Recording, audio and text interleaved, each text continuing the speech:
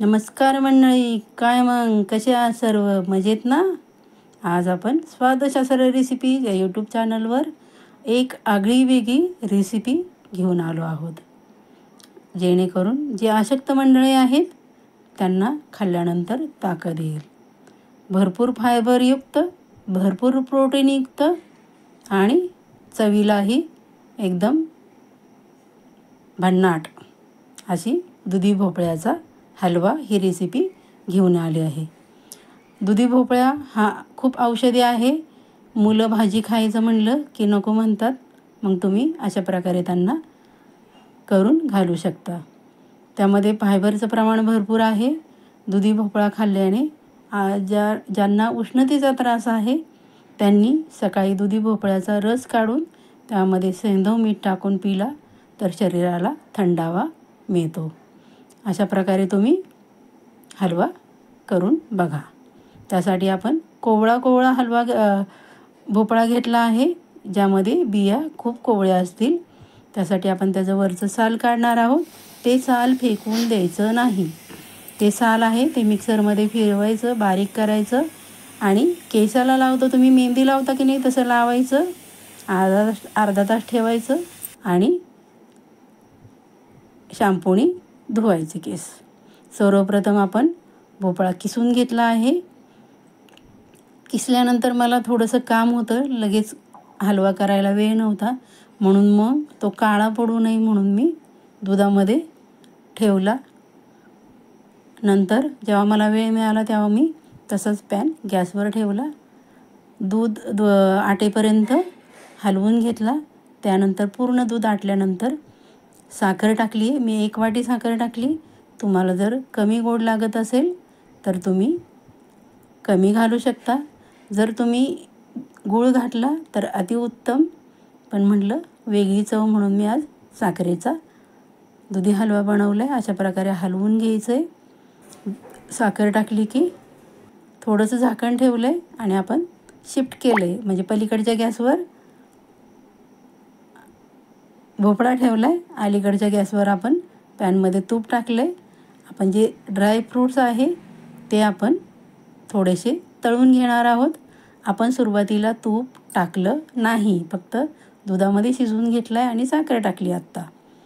सर्वप्रथम आपण काजू, बदाम आणि चारोळे रोस्ट करून घेणार आहोत आणि शेवटी आपण मनुके टाकणार आहोत, कारण मनुके लवकर करपतील म्हणून नंतर टाकायचे आहेत. ते व्यवस्थित हलवून झालं की ते आपण काढून घ्यायचे आहेत. बघा अशा प्रकारे हलवून घ्यायचे. ते हलवून झालं की आपण काढून घेणार आहोत आणि त्याच पॅनमध्ये आपण दूध टाकणार आहोत. आपण पूर्ण गच्च भरून भोपळा किसलेला घेतला. त्यामध्ये आपण 2 कप दूध टाकले आणि त्या दुधाला आलेली साय टाकली. आणि मी आज माझ्याकडं खवा अवेलेबल नसल्यामुळं मिल्क पावडरचा वापर केला आहे. अशा प्रकारे आपण हलवून घ्यायचं आहे आणि 2 कप दुधाचं 1 कप आटेपर्यंत आपण हलवायचं आहे. तुम्ही कंटिन्यू तिथं उभं राहणार नसेल, दुसरं काही काम करणार असेल तर मध्यम गॅस करून मध्ये मध्ये हलवलं तरी चालेल. पूर्ण हलवा होण्यासाठी अर्धा तास लागतो, कारण थोडीशी वेळखाऊ आहे रेसिपी. मी त्यात थोडासा हिरवा रंग टाकला आहे, ऑप्शनल आहे. तुम्हाला जर आवडत नसेल तर तुम्ही हिरवा रंग नाही टाकला तरी चालेल.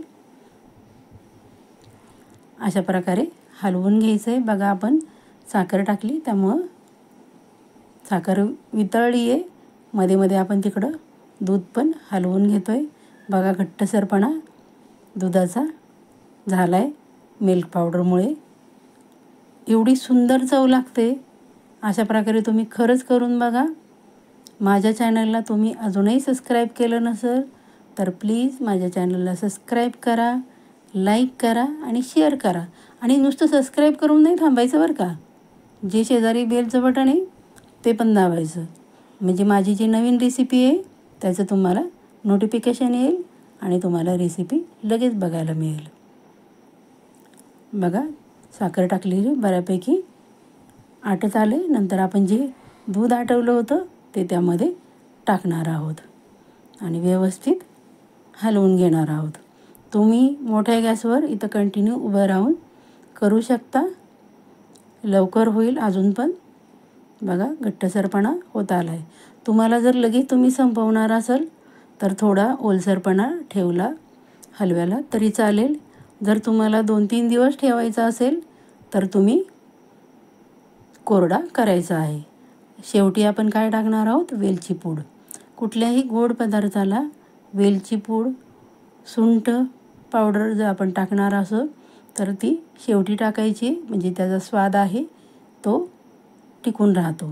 तुम्ही जर सुरुवातीला टाकली तर त्याचा स्वाद उडून जातो. म्हणून शेवटी वेलची पूड टाकली आपण. त्यानंतर आपण जे रोस्ट केले होते ते ड्रायफ्रूट्स काढले, थोडेसे ठेवले गार्निशिंग करण्यासाठी आणि त्यामध्ये आपण व्यवस्थित हलवून घेणार आहोत. बघा, बऱ्यापैकी कोरडा होत आला आहे. हा जास्त कोणाला घरात आवडत नाही म्हणून तो मी कोरडा करणार आहे, कारण मला तो 3-4 दिवस ठेवावा लागणार आहे. तुम्हाला जर हवा असेल तर तुम्ही अशाच कन्सिस्टन्सीमध्ये ठेवू शकता, म्हणजे तुम्ही एका दिवसात जर संपवणार असाल तर. पण मी पूर्ण कोरडा करून घेणार आहे. त्यानंतर आपण अजून तूप टाकलं आहे, त्याने की अजून छान चव लागेल.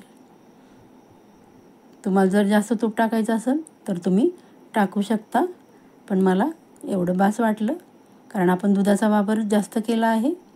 बघा, त्याची थिकनेस किती सुंदर झाला आहे. मी अशा प्रकारे बघा कोरडा करून घेतला आहे. तुम्हाला ओलसर हवा असेल तर तुम्ही आधीच उतरून घेऊ शकता. बघा किती सुंदर झाला आहे. वास तर एवढा भन्नाट सुटला आहे बघा, खूपच सुंदर. बघा किती सुंदर झाला आहे कोरडा दुधी भोपळ्याचा हलवा. अशा प्रकारे करून बघा कसा झाला तो मला मेसेजमध्ये रिप्लाय द्या. माझी रेसिपी जर तुम्हाला आवडत असेल तर लाईक करायला अजिबात विसरायचं नाही. खूप सुंदर होते रेसिपी.